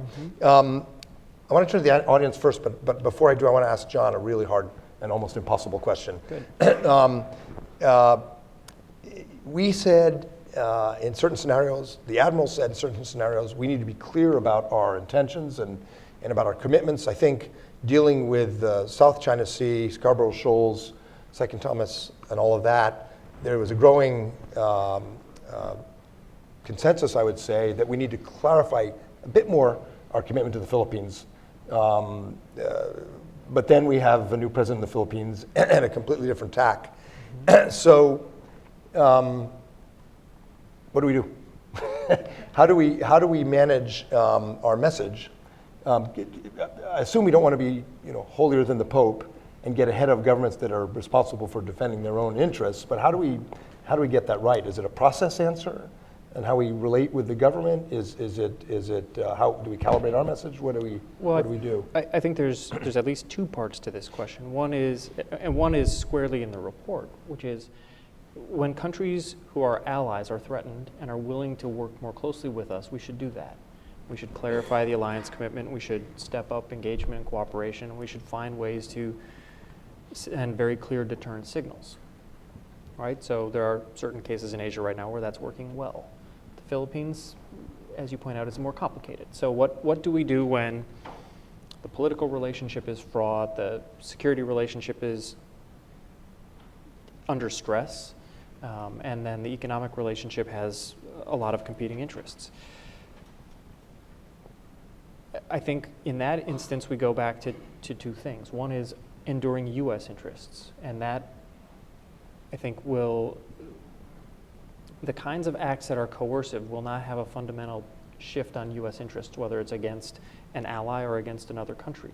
Right? So if Second Thomas Shoal is a target of coercion, or Scarborough Shoal, that doesn't alter how the U.S. views the vitality and the importance of open sea lines of communication and the freedom of navigation, and the importance of resolving conflicts through legal and diplomatic solutions rather than coercive solutions.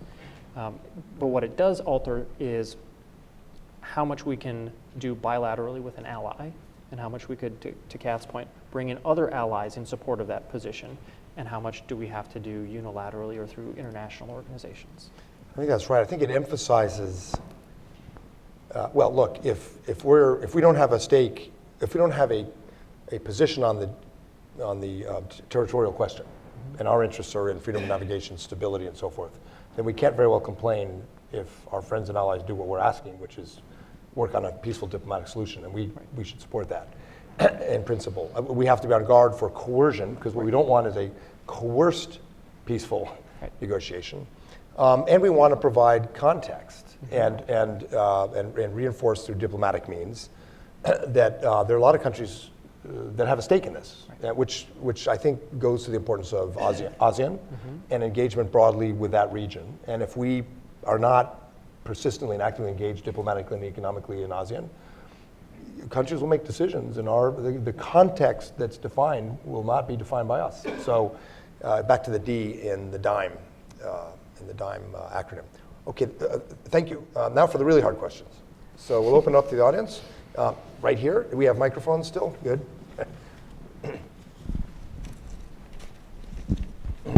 Tareer Mukherjee, American University. Thank you so much for the panel discussion and report that came out.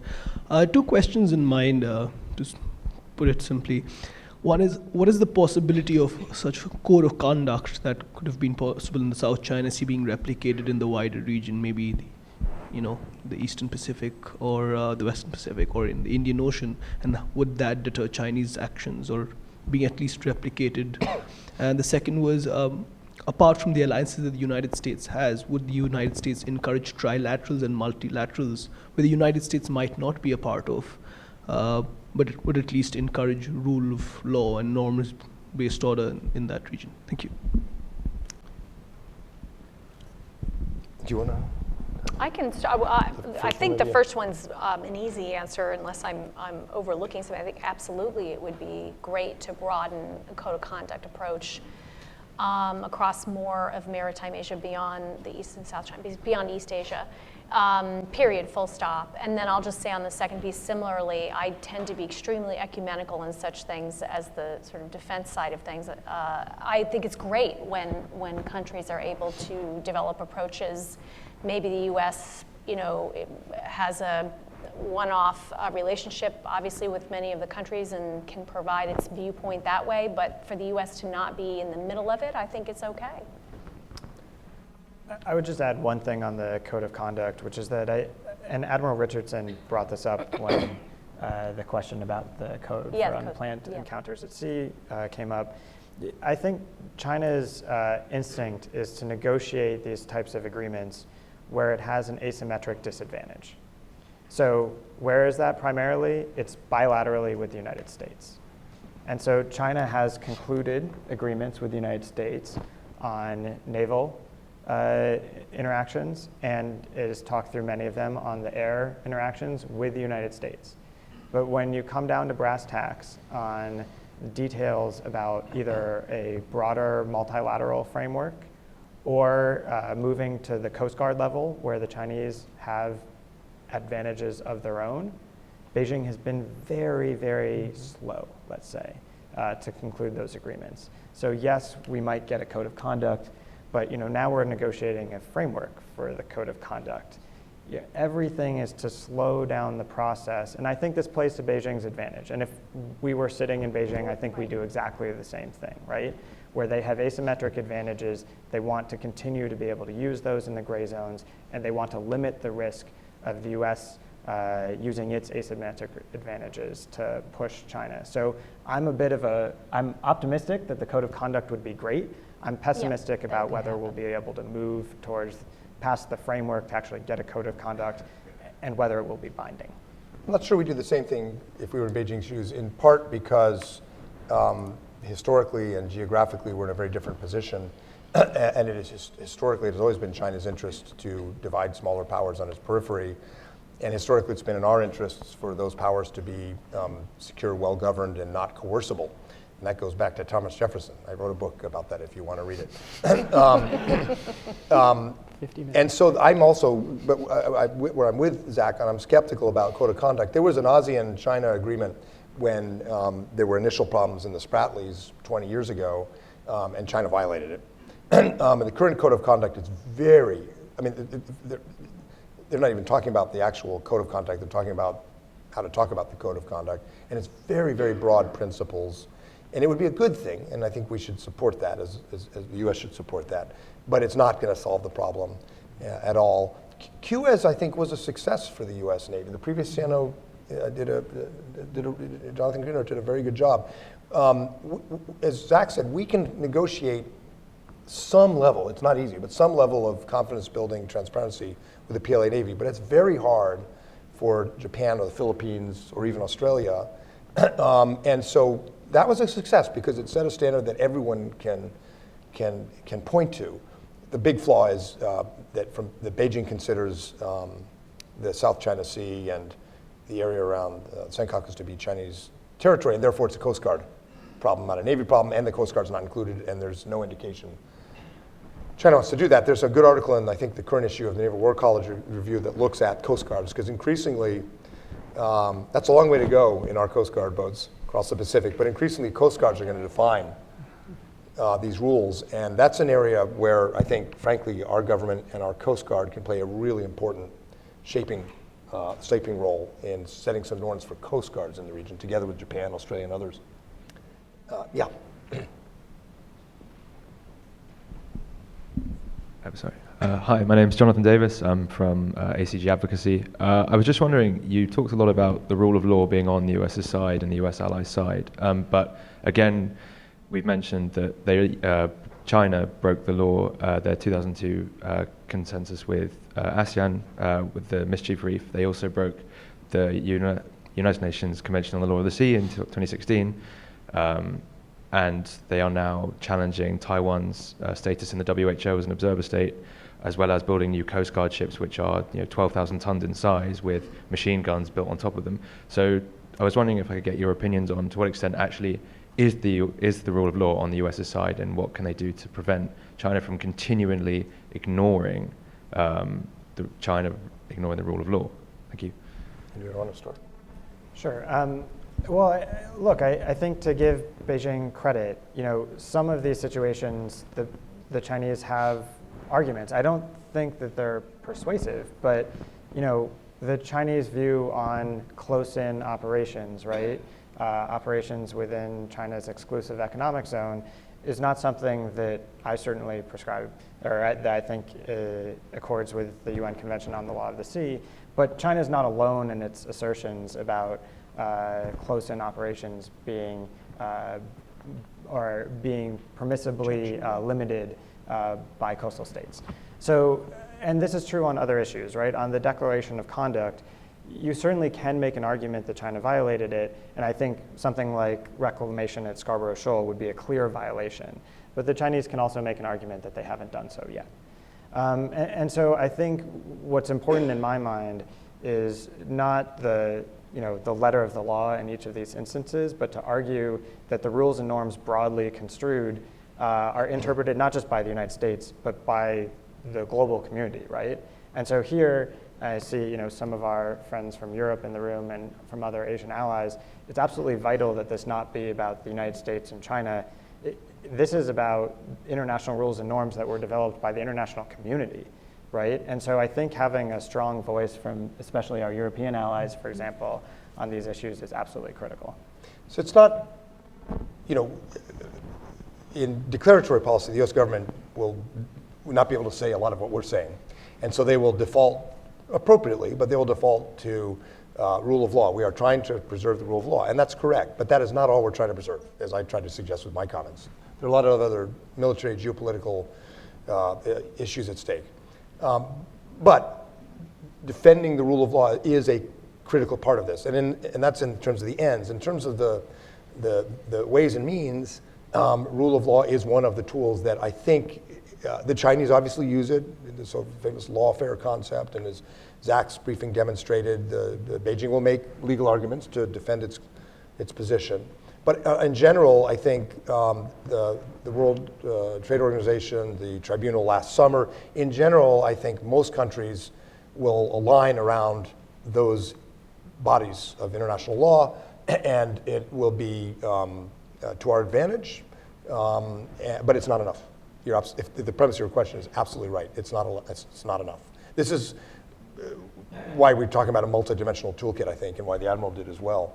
And I think perhaps we've been too unidimensional or bidimensional and have not thought broadly enough about how we deal with this growing challenge.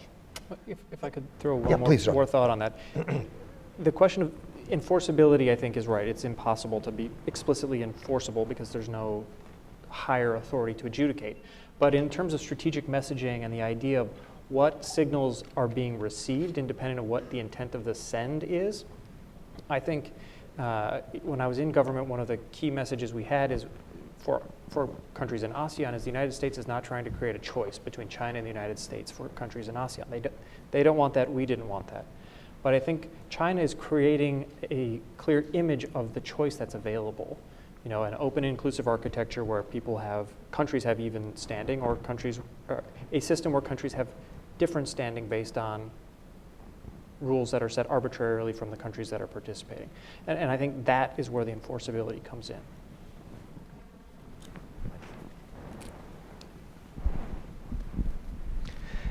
Thank you very much. My name is Shuji Maeda. I'm from the Embassy of Japan. I have a question about your point of on shapeable and unshapable courses of coercive actions and activities, as well as your framework of ideas of where you exercise restraint and where you accept risk. And it may be reasonable to adjust your response to in accordance to the nature of those coercive activities. But if we think about the messaging or signaling across the individual cases, beyond each case, wouldn't there be a case where a restraint may encourage the other side's more kind of fait accompli type of activities, or those areas where the courses are unshapable, like reclamation of islands? Do you want to go? Sure. I think there is a great danger about communicating that you are not willing to accept risk in certain areas. The only thing I would say is that I think right now the U.S. sort of looks like it has a muddled approach. We accept a little bit of risk in a lot of areas, and it's not clear, I think, to a lot of us where we actually are willing to escalate. And my view is that the challenge in the gray zone is that because we know that China is going to continue pushing, we can't hope that simply by accepting a little bit of risk across a broad area of issues that we're going to convince China not to challenge. So I think we're going to have to talk, seriously about accepting substantial amounts of risk in certain areas. And this is an important point that Kath has raised repeatedly, which is that doesn't mean that we're not going to impose a cost on China for changing elements of the status quo in those areas that we can't deter. They may result in the U.S. Working more closely with allies and partners. They may result in allies and partners changing their alignment decisions. But I do think it's critical that we communicate clearly where we really have very strong interests. I think one time that we've done this was Scarborough Shoal about a year ago, where we said, look, land reclamation at Scarborough Shoal is about as close to a U.S. red line as you can get. And we communicated that very quickly and effectively, and it changed, I think, at least in my view, it changed Chinese actions. But that's going to mean that there are other areas where we're going to have to say, look, militarization of the Spratlys, It's going to continue. I don't think there's much we can do about it, but we can still make them pay costs. So to also add some more clarity, the point of restraint, I think for example, the case of the militarization of these Chinese reclaimed features, the point was not we should just be restrained. The point was it was a fait accompli. So in effect, it was a failure of dissuasion or deterrence. So the whole report is aimed at how do we prevent that in the future. I want to emphasize that. But in the face of a fait accompli, the reality is for us to reverse that militarization is where we have no choice but to have some restraint. But as Zach said, in order to reinforce deterrence dissuasion for the next time, we're going to have to demonstrate a willingness for risk, tighten our alliances, do what we do, and learn the lesson of why deterrence failed in that case, which I think has multiple dimensions, including our declaratory policy, including confusion about even the U.S.-Japan alliance at various points, and we should learn from that. So what we're CSIS of all places is not saying, well, we're just going to have to be restrained and live with it. We're looking at how we deal with, in that particular scenario, fait accompli. And as Zach said, there are cases where in midstream, the previous administration was quite effective at, in a tactical sense, in a 2-3 day time frame, deterring escalation and getting the Chinese side to reverse. And I think it's worth really emphasizing here that, and maybe Kath, you can end, and this will set you up for our benediction. But I think it's really worth emphasizing that, and Kath's the one to do this. We're looking at gray zone, or there are many names for it in different regions. In the case of the Western Pacific, Xi Jinping said recently there are 1,000 reasons why the U.S. and China shouldn't fight, and he's right. I mean, China has a stake in this relationship and in the economic stability of the region that's quite different from the other coercive actors that we're looking at, and that's worth emphasizing. And that's why consistency can be so effective, because the pressures within China to assert its control or denial will not go up against a hard object. It's when there's a soft or unclear environment that this happens.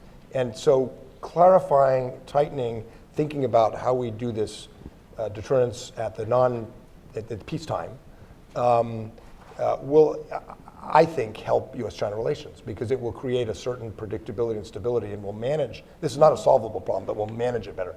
Now, Iran, North Korea, Russia, actually much harder. Well, I don't know that I have a great way to sum all this up. There is one thing I wanted to add, which is between you and Admiral Richardson, we have a new recipe, I think, the counter-coercion jambalaya that involves frogs, salami, cabbage, and the 5 evil spices. So look for that coming soon. I think it is inevitable in some ways, or it's highly predictable, that when new U.S. administrations come in some ways we almost always have to go through this cycle. Certainly it happened in the last 2, and I think we're seeing it now with regard to several of these other major powers.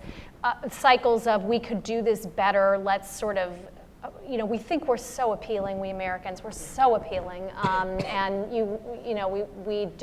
it creates a little bit of a naivete and a short-term vision. And I think also almost every administration at some point grows out of it, some later than others, to realize that they lose it, that they're actually not gaining what they thought they were gaining, they're actually losing.